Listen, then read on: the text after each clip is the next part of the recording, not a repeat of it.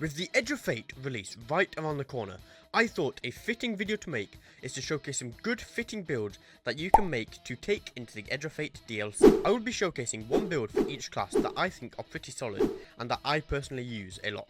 If there's any other build that you personally think I should have included, feel free to let me know down below in the comments. Now without further ado, let's get straight into the first build. So for this first build, let's focus on my main class, Warlock. This build focuses on survivability, but can also dish out a lot of damage if used properly. This is definitely my favourite Warlock build since the final shape released, with the Geomag Warlock being a close second. Now, what does this build involve? Well, this is a prismatic Warlock build using the Getaway Artist exotic. To save both mine and your time, I'll just put up screenshots of the important build aspects, but I will still go over the important bits. So, for your super, you are going to want to use Song of Flame, for that survivability and to give you and your allies Radiant. Of course, your grenade is going to be the Storm Grenade, so that you can actually use the exotic armor. For your aspects, you are going to want Bleak Watcher, so not only do you get an arc buddy, but you'll also get a stasis turret to help out with the Transcendence energy and to freeze targets. You are also going to want to Feed the Void, so for every kill your arc buddy or stasis turret gets, you get Devour, making it really easy to pop. I'll just go and put up each fragment on the screen now. Feel free to pause, however there will be a dim link in the description for each build I showcase today. Now, onto the weapons used in this build. The weapons I personally use are Lost Signal, Red Death Reformed and Edge Transit. However, with all of these builds, the weapons are interchangeable to your personal preference. I personally like these because Red Death basically makes you unkillable, with this exotic perk making it for every kill that you get, it heals you back to max HP. Lost Signal for an easy Transcendence bar recharge, and Edge Transit for an insane amount of damage with the right perks.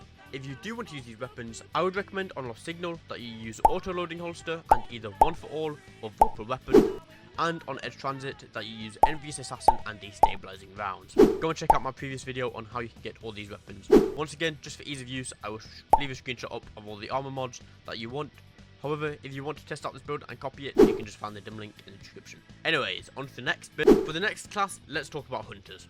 This Hunter build is my personal build as of recently, with a very similar Strand build being a close second. This build uses the Radiant Dance Machine's exotic armor.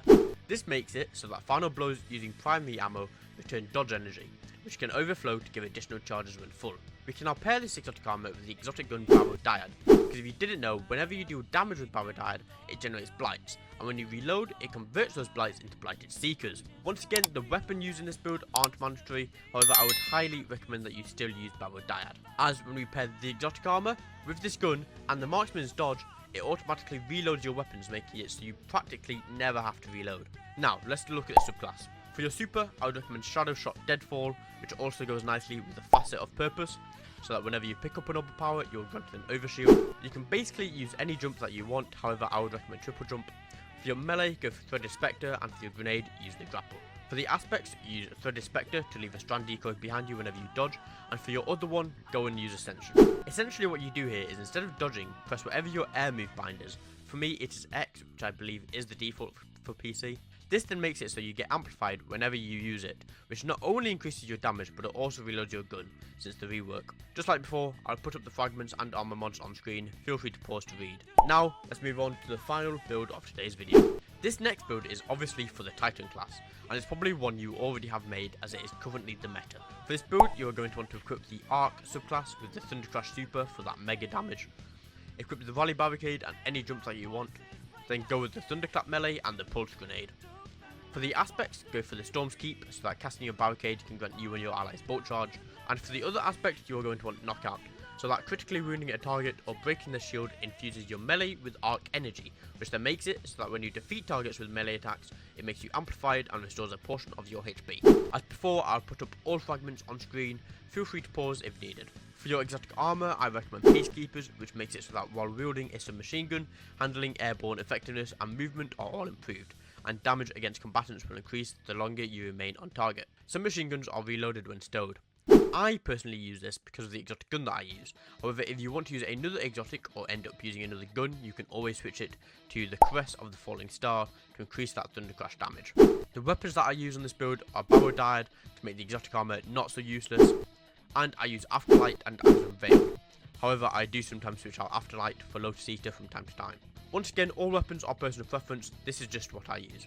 Now, for the armor mods, I will just leave a screenshot up on screen for you.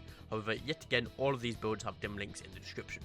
Anyways, that's all for this video. If you have any other good build recommendations, feel free to let me know in the comments, because one of my favourite things to do in Destiny is build crafting and testing out cool and OP builds. If you want to see more Destiny content, feel free to subscribe, it goes a long way.